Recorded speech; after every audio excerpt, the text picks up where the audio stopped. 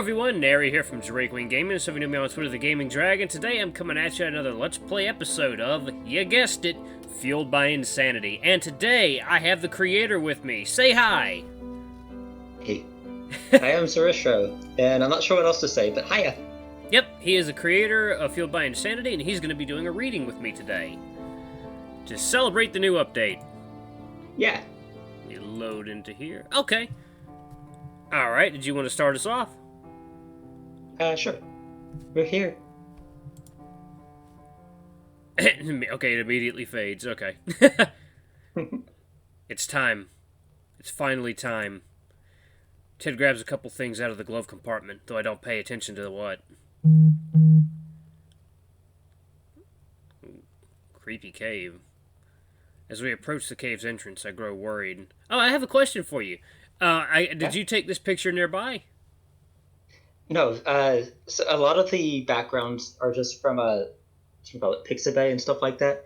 Some of the backgrounds are pictures I have taken, such as like the houses and stuff like that. Which has been fun to see you try to guess what different things are. I have to know. Was that a bad dragon toy in the background? No. Okay, I'm The one in like, Darren's room, that's just the top of a guitar. okay, I'm like that looked a little suspicious for his fucking, what is it? Is Darren his adoptive brother? Half brother. Half brother. This is kind of fucking weird for his half brother just have a damn dick hanging out in his room. No, but once you said that, I couldn't unsee it. I was right though. It looks a lot like it. Okay, alright. As we approach the cave's entrance, I grow worried. This isn't going to be the same Caleb I knew. I know that. But even so, I'm not ready to see him. To see what he's become. For the past 2 years, I've tried to block it all out of my mind. But that's about to end. Blocking him out of my mind. I'm a really shitty friend, aren't I? I don't even know how I'm going to repair things when I get home. How am I going to face Caleb after everything that's happened? How am I going to face Darren?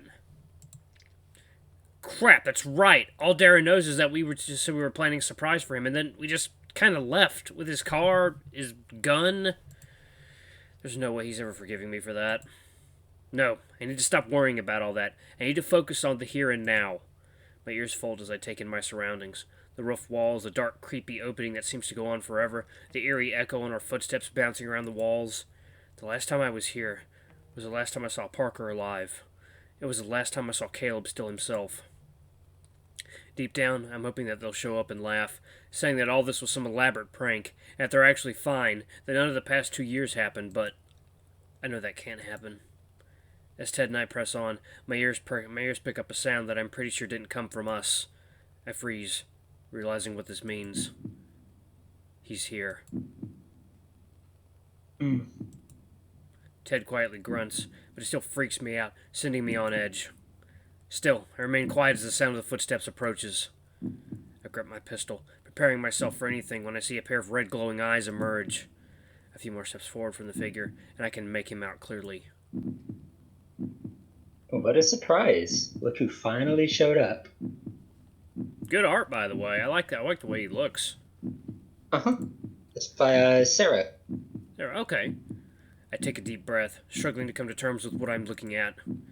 I've known about Caleb's possession, but seeing it for myself, I don't even know how to process it. It's him, yet it also isn't.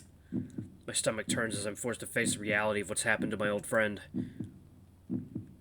If you made me wait much longer, I would have had to go looking for you myself. Caleb, I want to say something, but the words got caught in my throat. What can I even say here? Ted wastes no time in cutting in. You weren't supposed to be out yet. Details. You told me to meet you here, so here I am. Seeing as you brought Colin, I'd say things worked out just fine. A shiver goes up my spine as he says that. It feels like I'm just an object to be bartered, and I don't like it one bit. Where's the save? This the save button right here? Yes. Okay. Yeah, I forgot that I got new UI this time. Yep, periodic. At least for the text box. There we go. I noticed Ted's eyes gaze back and forth between Caleb and the pistol in my hand, though I'm not sure why. Ted has a plan That's what he said. So why does he keep looking over this way, like he's expecting something from me? With Ted's lack of a response, Caleb turns his attention to me. A smile makes its way across his face as he does. So, Colin, ready to join the other useless fox? I was supposed to do this 2 years ago, but things got in the way. You know how it goes. The possessed raccoon begins to walk forward, keeping his eyes fixed on me the whole time. I tense up, but Ted speaks. Caleb, I know you can still hear me. You've been waiting for a long time, and I'm sorry for that. I would have sped things up for you if I could, but alas. What's he saying? Is this the point where Ted finally goes to end this curse once and for all? I briefly glance over at Ted. His tail flicks as if he's preparing himself for something. Surely he's getting ready to use some sort of magic, right? I'm sure it's going to be some secret, unspeakable spell that he's had to keep from me, or at least something like that. It's been a long 2 years, but you don't have to wait any longer. My heart races in anticipation, waiting for Ted to pull out whatever trick he has so we can finally get this over with. I've been loyal, and I've done everything he's asked so far. Please uphold your end of the deal. As Caleb continues to approach, I become more and more anxious. Why isn't Ted doing anything yet? Why is he still just standing there? Is there something I'm missing? Well now, if you don't mind, I think I'll take my prize. In the blink of an eye, Caleb sprints toward me, leaving little time to react. I freeze up, faced with what will be the last seconds of my life if Ted doesn't act now. Just before Caleb reaches me, a familiar command is shouted, one I promptly respond to. There. Damn, that was loud. Oh, okay. What's this? A cool breeze blows by, a relief from the heat we've been having lately. Perhaps we should have stayed indoors, but Caleb wanted somewhere private. This was the first place I could think of. It's where I always went when I needed space, at least. Thanks for coming with me. I needed to get my mind off of stuff. Of course! Though I'm surprised you wanted to talk to me and not Marshall. Was he not around? Ouch. If I'm that bad to hang around, you can just tell me. I didn't mean it like that. It's fine. In all seriousness, I want to talk to you more, but you've always got Parker or Sean around. What's wrong with them? Nothing at all. I suck at this. I don't know how to put thoughts into words. Why do you sound like you're about to confess your undying love for me? Oh, frig off. Did you just say frig? Yeah, got a problem with it, Butterloaf? I stare at Caleb in confusion. Not sure where he's even coming up with these terms. You okay there, buddy? You need some water? Meh, I was trying to be funny. I'm trying to get used to talking more family-friendly or whatever. My boss chewed me out the first time I dropped an F-bomb in front of the customers, so yeah. Well, yeah. Bombs hurt when they explode, regardless of what their letter is. What? What? You're a goofball, you know that, right? Says the person using butterloaf as an insult. Leave me alone, I can say whatever I want. Yeah, and I can point out how dumb it sounds, too. Fair.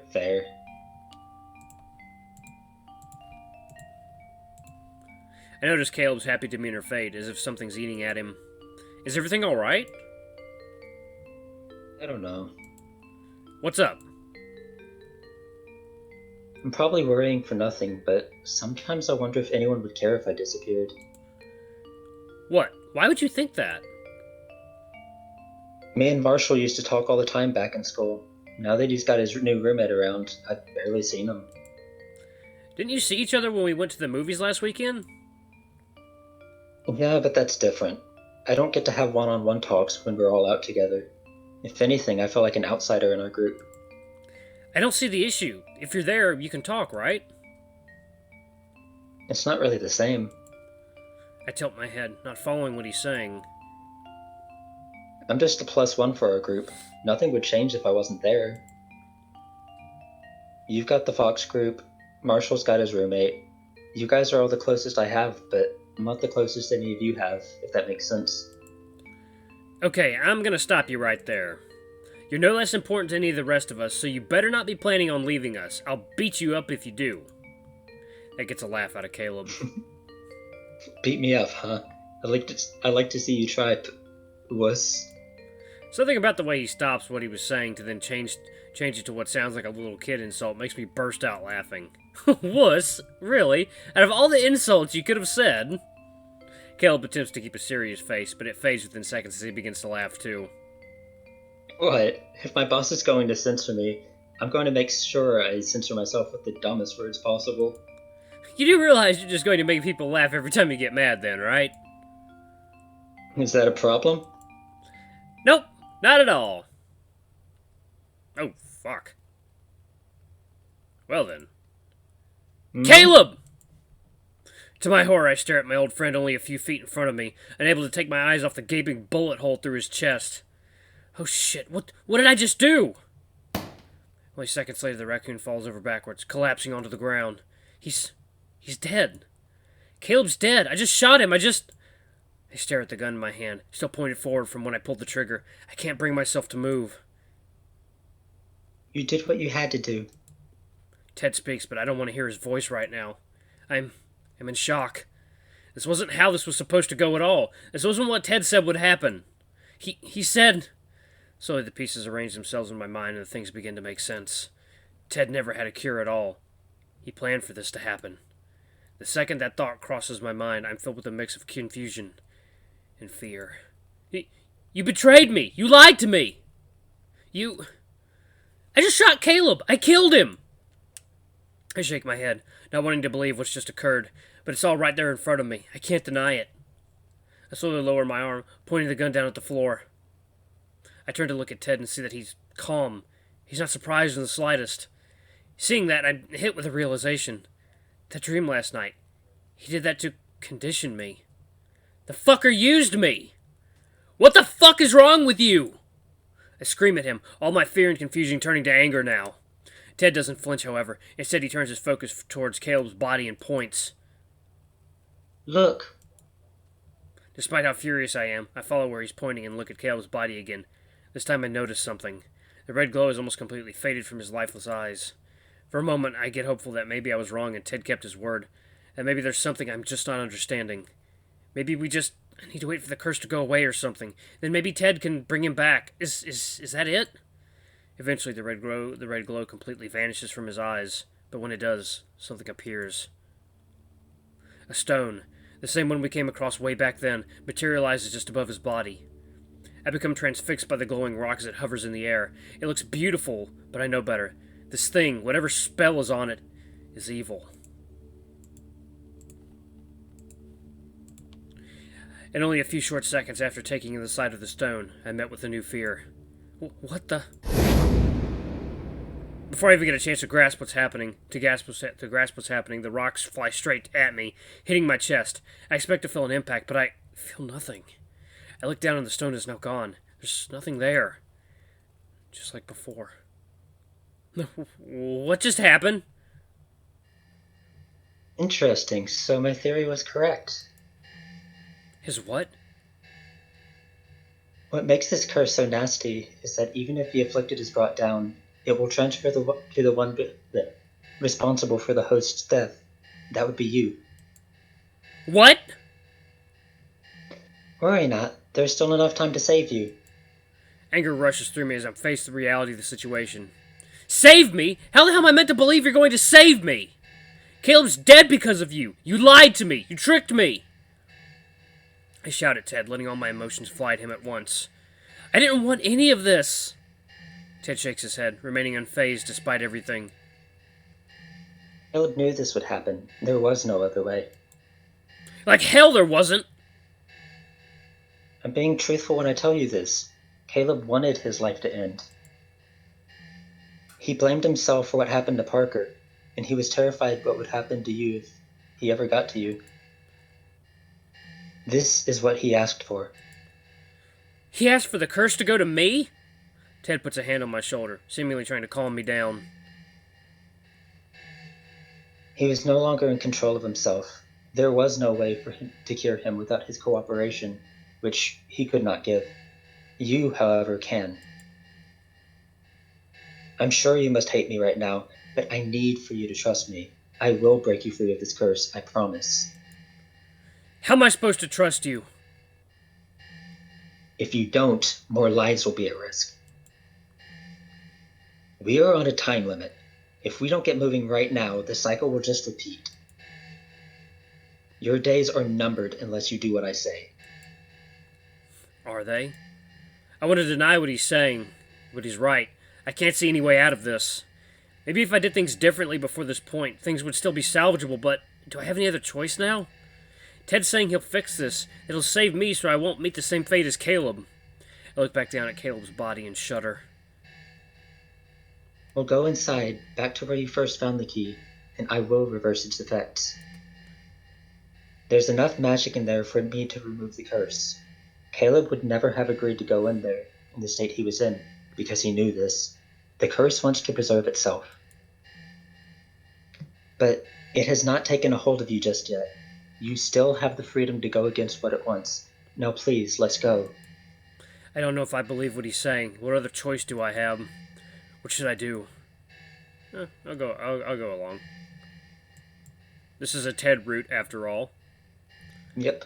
I have to do what he says. If I don't, I'll end up like Caleb. As much as I don't want to, I'll go along with him. Who knows? Maybe he'll pull through. Maybe this time he's telling the truth. Okay, I'll go with you. Ted takes a deep breath and nods. Thank you. With that, Ted walks past Caleb's body and into the cave. I follow. Why did I end up in this situation? Why did the events of my life lead up to me being here in a creepy cave with someone who I don't really know? Maybe all the pieces fell into the wrong places. Looking at things now, it seems like if any one link in this long chain of events had occurred differently, things could have turned out better. What if I'd spoken up back then and sided with Parker? Caleb would have been disappointed, but he could still be alive. What if Sean hadn't hurt his ankle? If Marshall hadn't been sick? That's the only reason they weren't with us that day. They could have come here with us. Maybe they could have stopped things from happening. Or even if things still went the same, maybe one of them would have spoken up and tried to find a way to undo the curse. I sure didn't do anything. But does different mean better? There's nothing to say one of the... Blah. I'm fucking up my words. I've done it too, don't worry. There's nothing to say one of the others wouldn't have touched the rock first. That someone else wouldn't have been possessed. There's every chance that if things did go differently, Sean and Marshall could have been the victims instead, so... I don't know. I let out a whimper, feeling so conflicted right now. Something about being here is causing my mind to wander far more than I'd like. My entire way of coping with everything throughout these years has been to avoid thinking about it at all. If it's out of my mind, it can't hurt me. But now, I'm faced with it. I can't take my mind off of it. Then again, maybe the only reason I'm thinking about this is because it's easier than facing what I've done, what I'm still doing. I don't want to think about the fact that I've just killed one of my friends, if I even have the right to call him that anymore. I don't want to think about how I'm following someone I don't trust into a dark cavern, and how I have no clue about what his intentions are. I don't want to think about anything. How are you holding up? Ted's voice grabs my attention. That's a good question. I don't know. I don't know what to think. I'm just following you. How are you doing?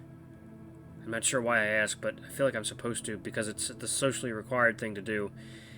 If someone asks how you are, you reply and then ask them back. I'm... apprehensive isn't quite the word to describe it, but it's the word I'll give. There he goes with being cryptic again. Why's that? Ted shakes his head, not giving me an answer as he presses onwards. Great, that's not a good sign. Here I am, still following him. I look down at the gun in my hand, questioning why I'm still even holding on to it. Maybe if he tries something I can defend myself. Maybe. As we continue deeper into the cavern, the silence between us fills with more and more dread. I have no clue what to say, and I assume he doesn't either. The only communication the two of us have is when he occasionally points out the direction he wants us to go. On top of that, this cave feels like there's something off. It's hard to describe, but it's as if the cave doesn't want me here. That if I don't turn back now, something awful will happen. I think this is what Parker must have felt when we came here before. I think I did as well, but I ignored it. I wanted to prove that I was brave, I guess. What a stupid thing to do. Watch your step. The silence is broken by a warning from Ted. I'm about to ask what he means, but he shines his flashlight downwards before I can. From there, I can see why. There's a huge drop several feet in front of us, one which I can't see the bottom of. It looks just about wide enough for someone to fall through. Whoa! I take a step back, suddenly feeling dizzy from being so close to something so dangerous. If it wasn't for Ted stopping me, I would have walked right into there. That's a little terrifying. How deep is it? I have no idea, but I have no intention of finding out. Besides, we won't be seeing it again. Do you think we could stop here right now? Is this a good place to stop? We can, sure. Okay, alrighty, I'm gonna go ahead and save it right there. Okay, so, alright guys, thank you so much for watching. This has been a new episode of Fueled by Insanity. Is there a decent amount more content to get through? Kind of. Kind of, okay. Actually, yeah, right. yeah. Like a couple more There should have videos at least? episodes. Yeah, it should be like a couple more videos or so. Oh, sounds great. And you've got the different routes as well, so that's more stuff. Yeah. Okay. But guys, thank you so much for watching. Don't forget to like, comment, subscribe, and ring that notification bell to the next video. I love you all. I'll see you next time. And say bye to... Bye. Yep, there you go. Alright, bye guys.